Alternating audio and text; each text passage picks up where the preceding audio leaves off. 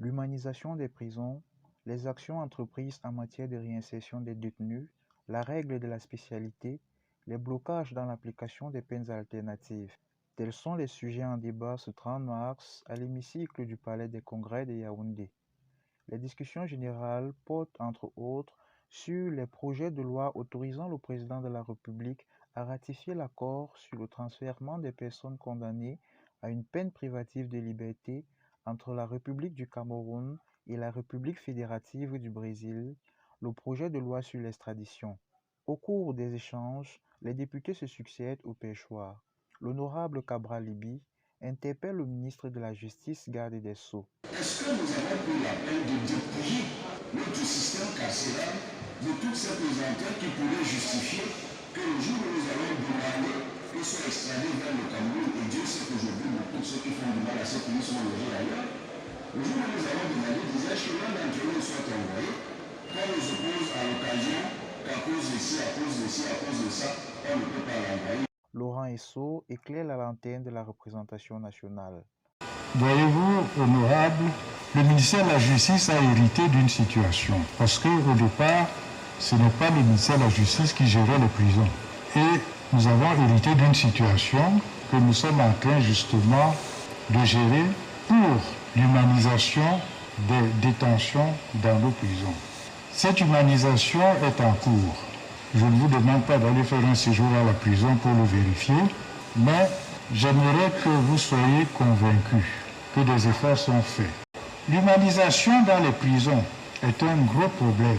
Je puis vous dire que nous avons déjà recruté des ingénieurs agronomes qui sont administrateurs de prison, des médecins, des vétérinaires pour l'élevage. Et la scolarisation des jeunes se fait.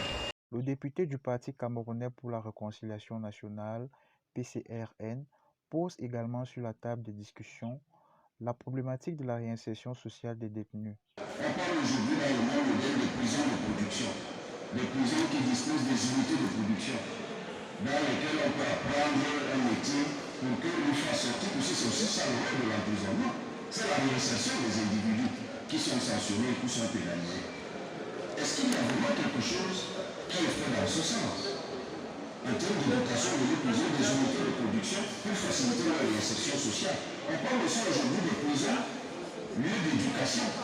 Et Dieu sait qu'au Cameroun, ce n'est peut-être pas une particularité. Pour être carré dans les prisons, on a beaucoup de professeurs d'université maintenant. Est-ce qu'on ne peut pas penser, c'est bien de voir certains avec des images un peu bizarres qui sont souffrants, mais quand ils étaient bien portants, on aurait pu penser aussi à les utiliser pour former, en tout cas pour l'expertise dont ils disposent, d'autres prisonniers.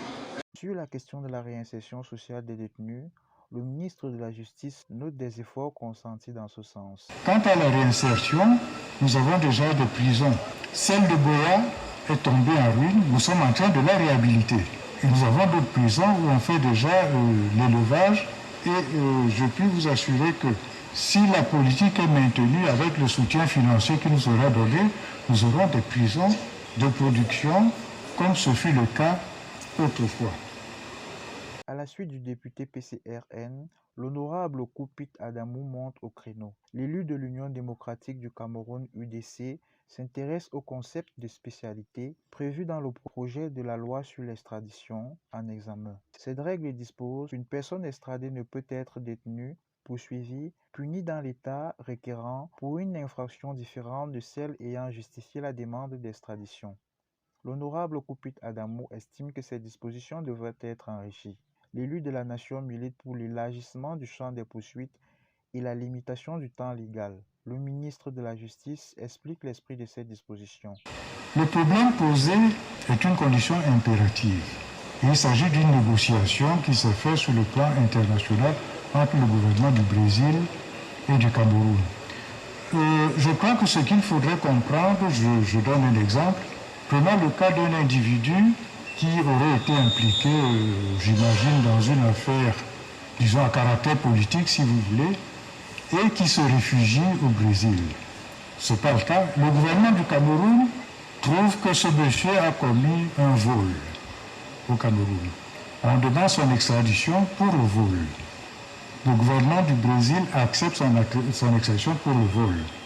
Le Cameroun ne peut plus dire « Ah, mais il y a longtemps, vous avez fait une agitation politique et nous allons vous inculper pour cette agitation-là. » Il ne faut pas déterrer les affaires pour lesquelles la négociation n'avait pas été envisagée. Donc moi je crois que c'est comme ça qu'il faut voir ce texte.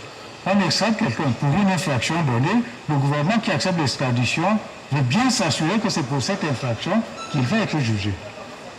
Mais qu'on ne va pas déterrer autre chose qu'on a caché à ce gouvernement, je crois que cela manquerait de loyauté. À la suite des échanges, le projet est passé au vote, ensuite adopté. Au total, 6 projets de loi ont été examinés et adoptés hier 30 mars à l'hémicycle du Palais des Congrès de Yaoundé.